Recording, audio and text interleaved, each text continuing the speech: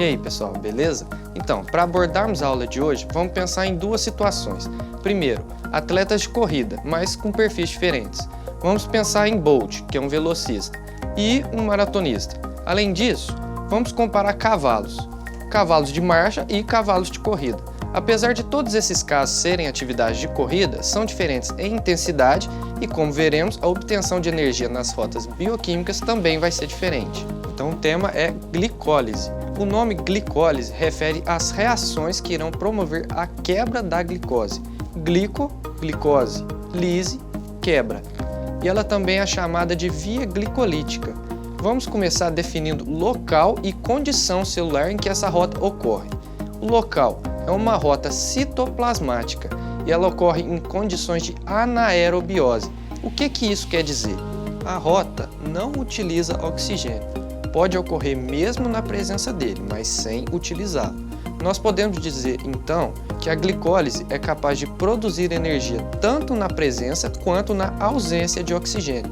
E essas duas informações já nos permitem raciocinar que a glicose é o único combustível para as hemácias ou eritrócitos, que não conseguem oxidar a glicose em CO2 e água pelo ciclo de Krebs e cadeia transportadora de elétrons, já que elas não têm mitocôndria. Nas hemácias, não é possível a obtenção de energia via respiração celular. A respiração celular é um assunto que será tema de outra videoaula, mas já posso adiantar que é um processo mitocondrial e depende de oxigênio. Então, a glicólise vai acontecer nos eritrócitos. As moléculas de piruvato, que são os produtos finais da glicólise, podem servir para a fermentação.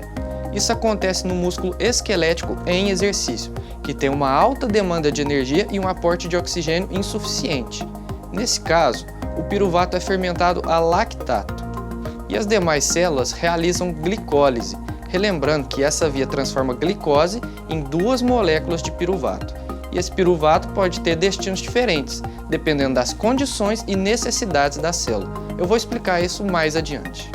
A glicólise ocorre em duas etapas. Uma primeira fase, chamada fase de investimento energético ou preparatória, e tem esse nome porque nessa fase ocorre um consumo de energia na forma de ATP. Já na segunda fase, denominada fase de geração de energia ou de pagamento, há a produção de energia na forma de ATP. Então vamos detalhar as reações.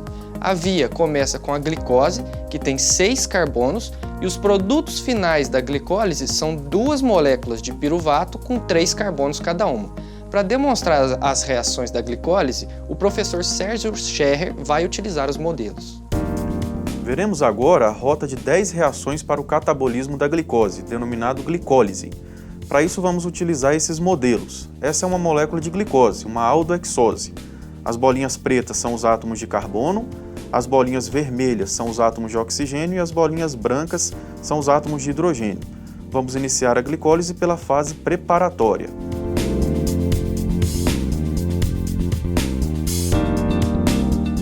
Por ação da enzima hexoquinase, a glicose, um composto de 6 carbonos, é fosforilada no carbono 6.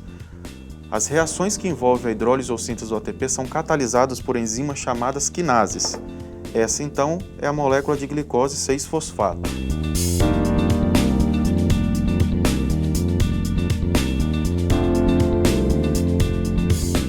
A glicose 6-fosfato sofre uma isomerização para frutose 6-fosfato por ação da enzima fosfoexoisomerase. Perceba que ainda continuamos com 6 carbonos na molécula.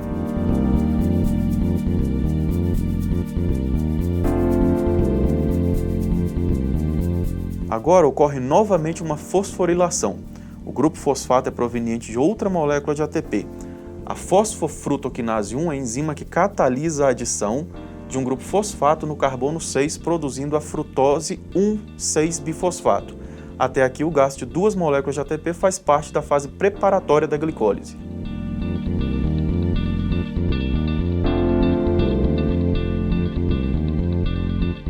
Nesse momento, a enzima aldolase cliva a frutose 1,6-bifosfato, que é um composto de 6 carbonos.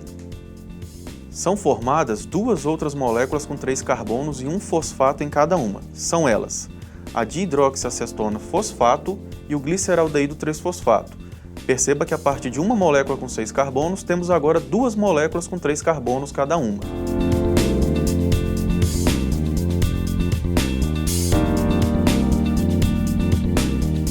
Considerando o fluxo metabólico, toda a dihidroxiacetona fosfato produzida na reação anterior será isomerizada em gliceraldeído 3-fosfato. Sendo assim, por deslocamento de equilíbrio, uma molécula de frutose 1,6-bifosfato com 6 carbonos dá origem a 2 moléculas de gliceraldeído 3-fosfato que tem 3 carbonos. A partir de agora, todas as reações subsequentes acontecerão com 2 moléculas iguais com 3 carbonos, ou seja, daqui para frente tudo que eu mostrar vai acontecer em dobro.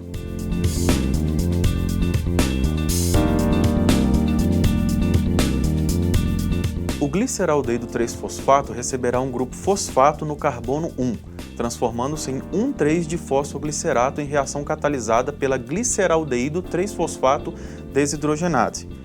Detalhes importantes. Primeiro, como não é uma enzima quinase, não há necessidade de hidrólise de ATP. Assim, o fosfato adicionado é proveniente de fosfato inorgânico presente na célula. Segundo, como a enzima é uma desidrogenase, é necessário NAD oxidado como coenzima, já que o substrato será oxidado e o NAD será reduzido recebendo hidrogênios. Resumindo, ocorre a oxidação do gliceraldeído 3-fosfato a 1,3-bifosfoglicerato e, simultaneamente, a redução do NAD. Isso caracteriza uma reação de óxido-redução.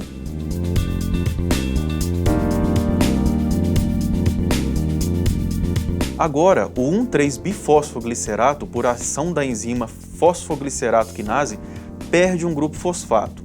Esse fosfato é utilizado para fosforilar um ADP em ATP. Como comentamos, todas as reações que estou mostrando são dobradas, formam-se 2 ATPs. A partir de agora, veremos produção de ATP que caracteriza a fase de pagamento da glicólise.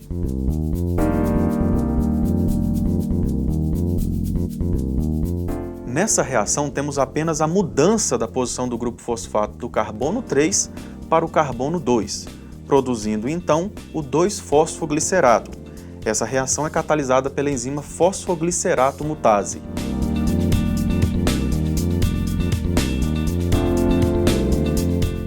Agora, cada molécula de 2-fosfoglicerato sofre uma desidratação para fosfenolpiruvato pela ação da enolase.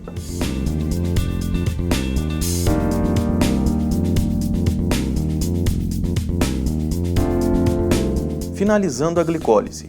Pela ação da piruvato quinase, o fosfenolpiruvato sofre hidrólise formando piruvato e simultânea fosforilação de ADP em ATP. Assim, o produto final da glicólise são 2 moléculas de piruvato. Nós iniciamos com uma glicose com 6 carbonos e temos ao final 2 piruvatos com 3 carbonos cada.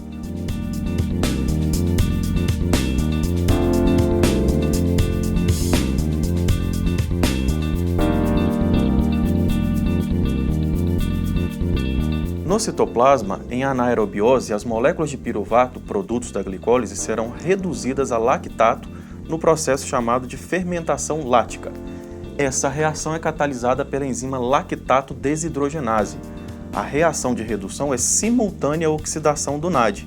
Vale a pena ressaltar que o NAD reduzido utilizado aqui veio da reação 6 da glicólise.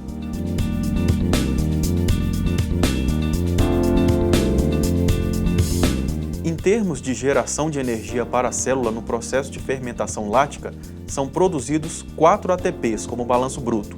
Descontando 2 ATPs gastos na fase preparatória, temos um saldo líquido de 2 ATPs ao final da rota.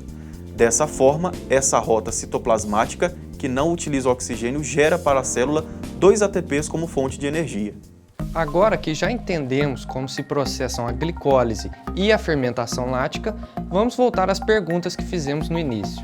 Quais as principais diferenças metabólicas na obtenção de energia pelo velocista e o maratonista e entre um cavalo de marcha e um cavalo de corrida? Os músculos esqueléticos são compostos por 2 tipos principais de fibra, as do tipo 1, que são fibras lentas, oxidativas ou vermelhas, e as do tipo 2, que são as fibras rápidas ou fibras brancas. As fibras do tipo 2 ou brancas possuem diâmetro maior com predomínio de metabolismo energético anaeróbio. À medida que a carga de trabalho muscular é aumentada, é necessário o desenvolvimento de mais tensão. Dessa forma, as fibras do tipo 2 são recrutadas, sendo estas responsáveis pela contração rápida.